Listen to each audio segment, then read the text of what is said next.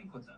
What first inspired you to start cutting coins? So, but this particular story started with, I was on holiday in Portugal with my family. We was in Lisbon, and I just found myself stood next to this stall, and there's a guy there, and he was just sat on a stool, and he was just using a saw, and he was just cutting coins. He was just carving into these coins, and I just looked, and he had a display behind him of all coins he's cut, and I just thought, that's great. You know, it's sort of like opened up a different dimension, really. You think when you think of a coin, you think of it as solid, don't you? You don't think that it's penetrable. Yeah. You just look at it as that's a coin. You have them in your pocket, and they're just, you don't think of dissecting a coin up, do you? It's not something that ever crossed my mind. And once that, you know, the cogs started turning, I didn't speak to him. I didn't ask him how much they cost. I just had a look, and I thought they look great. They look really good. But I started researching and looking at what tools you would use to cut this stuff. And I ordered one while I was away.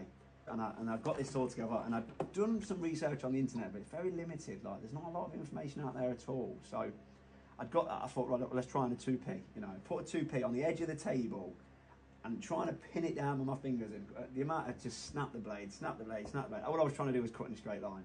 And I thought, this is awful. I'm never going to be able to do this. So, but I think maybe I got halfway through the coin, snapped another blade. Thought, forget this. Next day, next night, did it again. Then I thought, this is no good for me. Keep snapping blades, it's too hard to do. I tried looking into it, couldn't find the information out there, and I just thought, leave it. A few days later, I thought, I'm going to try again. And that third time, I managed to not just cut in a straight line, I managed to go around the queen and cut the queen out. Perfectly, wow. I thought at the time. I mean, I wouldn't think it was perfect if I look at it now, and I've still got that queen's head, but at the time, I thought I'd done the perfect job. So then once that part happened, I started thinking, you know, you start thinking, actually, I can do this, I can do this.